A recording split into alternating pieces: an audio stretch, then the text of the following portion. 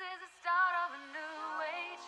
As we rise up, follow your ways, won't be silent. This is your history in the making, in every one of our lives.